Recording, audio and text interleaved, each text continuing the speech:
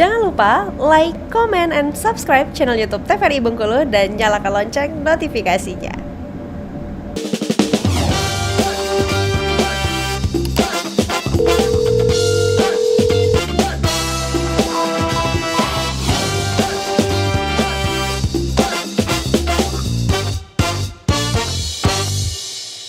Baik, kembali pemirsa di rumah, kita masih di Dokter Kita TVRI Bengkulu bersama Kita Sehat tentunya, dan kita akan dengarkan kembali untuk penjelasan slash dari Dokter Stella. Silakan tentang IMS. Oke, saya lanjutkan. Nah, di puskes itu biasanya kan kita pemasangan alat kontrasepsi nih. Ya. Nah, saya biasanya bisa tahu seseorang itu menderita gonore pada mau saat pasang IUD. Oh gitu. Karena kan dia tadi seperti kata dokter Bella, dia tidak bergejala. Tapi oh ini untuk yang perempuan ya? Ya, Oke. Sebenarnya kan ada screening di puskesmas, dianjurkan, tapi sangat jarang. Nah, bagaimana kita untuk mengetahui? Otomatis mereka yang ingin melakukan pemasangan kontrasepsi seperti IUD, itu kan otomatis serviksnya dibuka, kayak gitu. Nah, pada saat itu kita lakukan sekalian swab dan kita periksa. Nah, di sana bisa kita lihat. Terdeteksi lah ya. Kita deteksi. Kalau memang terdeteksi ya kita obatin.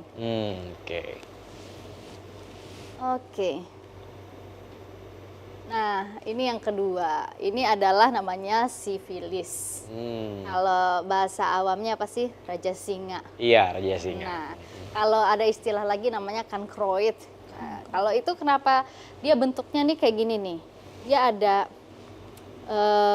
pinggiran kayak gini, kemudian dia ada gaungnya di dalam. Itu di mulut ya? Enggak. Oh enggak ya? Oke, siap.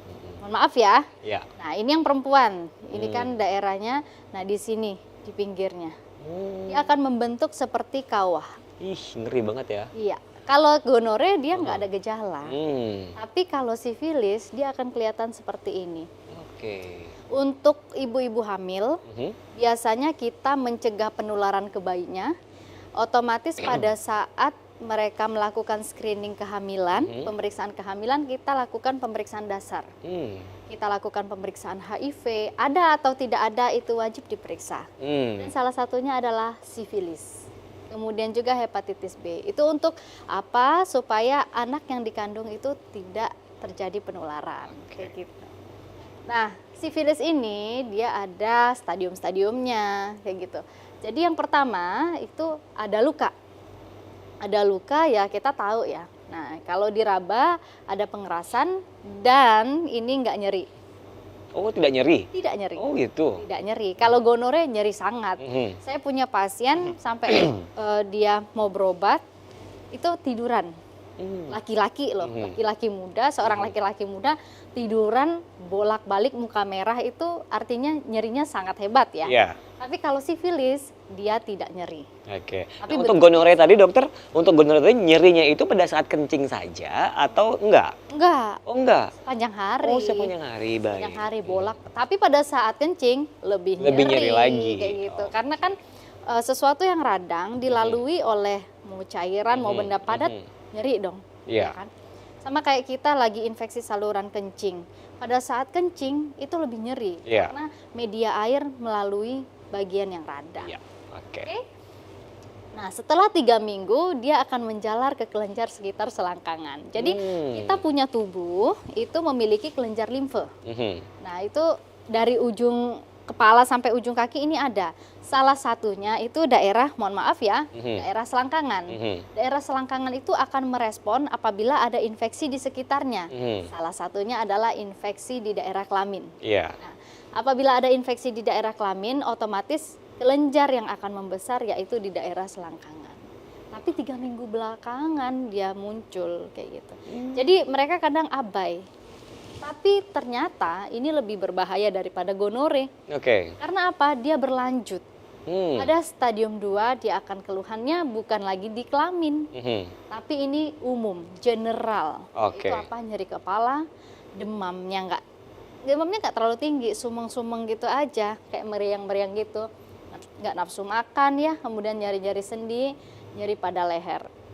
Ada juga kelainan kulit kayak gitu berupa bintik dan bercak merah di seluruh tubuh. Saya pernah dapat pasien keluhannya adalah bintik dan bercak merah di seluruh tubuh. Sudah diobati nggak respon, kita tanya dia memang punya riwayat seperti ini. Seperti itu. Jadi jangan abai ya. Kemudian infeksi kelenjar limfu yang meluas. Jadi tolong obati ini deh sampai tuntas. Kemudian stadium 3 dalam kurun waktu, kita lihat berapa tahun? 3 sampai 7 tahun. Jadi infeksi menular seksual itu kurun waktunya yang kelihatan parahnya itu biasanya lama. HIV pun 5 tahun. Nah, kalau ini 3 sampai 7 tahun, infeksi merusak semua jaringan kelamin. Mohon maaf ya. Ngeri ya. Semoga kita dijauhkan semua. Oke. Nah, ini kalau herpes. Tadi cerita sifilis ya. Kita lihat lagi nih, kenali lagi ada herpes. Kita pernah kena cacar? Pernah. Nah, bentukannya bintik gelembung isi air. Seperti itu juga pada herpes genital. Genital adalah kelamin. Jadi pada kelamin itu akan timbul bintik-bintik gelembung-gelembung isi air. Seorang laki-laki datang dengan riwayat pekerjaan, mungkin dia yang mengendara mobil ya. Kemudian datang dengan keluhan seperti ini. Keluhan herpes genital. Jadi ada gelembung-gelembung di daerah kelamin, kemudian pecah, nyeri, ya sensasinya itu nyeri, panas. Gimana sih kita kena cacar? Gitu. Itu juga yang dirasakan di daerah kelamin. Ada timbul bintik-bintik berkelompok biasanya, kemudian seperti anggur yang sangat nyeri pada kelamin. Kemudian pembengkakan juga di daerah kelenjar getah bening, otomatis di selangkangan, dan sulit buang air kecil. Ya dong. Intinya setiap ada peradangan di daerah kelamin pasti akan nyeri. Oke ya. Kita lihat lagi, ini ulkus. Ulkus itu artinya luka yang sudah parah banget, kayak borok ya kalau kita bahasa awamnya kayak borok. Jadi lukanya sangat nyeri. Kemudian ini merupakan resiko tertinggi penularan HIV/AIDS. Oke. Nah ini klamidia. Kalau klamidia ini dia nyeri juga, tapi nggak kayak gonore. Bedanya itu sini, dia kan di saluran kencing. Kalau pada pria sakit ringan saat kencing, kalau gonore tadi nyeri hebat ya. Kemudian sakit di saluran kencing, keluar sekret dari saluran kencing. Ini ada juga, mohon maaf ya. Nah, kalau pada wanita umumnya nggak bergejala, keputihan saja, kemudian di sini dia merah. Ini biasanya klamidia dulu yang muncul atau GO dulu yang muncul atau beda? Dia beda-beda. Klamidia penyebabnya ya bakteri juga. Kalau GO penyebabnya bakteri Neisseria gonorrhoeae. Kalau klamidia penyebabnya juga beda. Ya. Nah, ini kutil. Ini namanya adalah Condyloma acuminata, ya. Condyloma acuminata itu kutil di sekitar kemaluan dan dapat membesar. Dapat membesar ya. Pokoknya kalau udah dapat tanda-tanda seperti ini segera periksa Pak ya. Nggak usah sungkan-sungkan. Saya juga nggak pernah ngejudge kok. Maksudnya setiap orang yang datang, ya tugas saya yang ngobatin.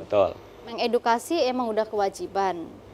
Kemudian akan biasanya kita lakukan pemeriksaan lebih lanjut. Tapi kebanyakan dokter orang yang memiliki kasus-kasus yang kayak gini itu malunya tinggi. Nah itu seperti apa tuh? Itu biasanya privacy ya. Biasanya mereka datang ke bagian pendaftaran saja mereka nggak mau bilang keluhannya apa. Nah itu dia. Makanya itu kita ya sebagai dokter biasanya kita jaga privasi. Saya pun di sini cerita pengalaman, saya juga nggak buka. Saya hanya sharing nih, saya hanya sharing pengalaman. Nah, jadi di sana buat mereka merasa nyaman, karena mereka apa? Mereka harus kontrol lagi. Kadang bahkan mereka sudah sembuh pun mereka butuh konsultasi, kayak gitu. Sehingga ya itu tadi, mereka malu, tapi mereka akan biasanya bicara dalam keadaan kondisi terdesak, nggak mungkin mereka nggak berobat. Betul. Iya, pasti kok. Malunya itu pada saat yang penyakitnya itu masih kecil gitu lah. Kalau udah besar, waduh langsung datang aja deh. Gitu. Tapi tahu kok mereka kemana saya harus datang Iya, dan betul, berobat. betul, Kayak gitu. betul. Oke ya, nah ini adalah kandidiasis atau jamur. Nah ini yang biasanya ini sering juga terjadi, tapi mohon maaf ini tidak apa ya. Kalau dia jamur yang biasa itu biasa pada perempuan biasanya memang nggak mesti ini karena pelanggaran ya. Iya. Ya bukan berarti perempuan yang menderita jamur. Iya, itu jangan pelanggaran. dijudge ya. Nanti suaminya marah. Betul. Jangan gitu. Jadi Oke. biasanya yang paling sering ditemui adalah orang-orang yang menggunakan pembalut. Pada saat tidak head pun dia menggunakan biasanya ya panty liner kayak gitu. Iya. Tapi dalam kondisi lembab. Oke. Kita kalau posisi pakai panty liner otomatis sirkulasi udara tuh nggak bisa baik ya. Karena dia tertutup. Oke. Apalagi setelah buang air kecil itu kan lembab, ditutup lagi. Jadi tempat yang lembab adalah tempat berkembang biak jamur yang baik ya. Oke, baik, kita akan jeda iklan dulu dokter. Oke. Baik pemirsa di rumah, tetap bersama kami di Dokter Kita TVRI Bengkulu, bersama kita sehat.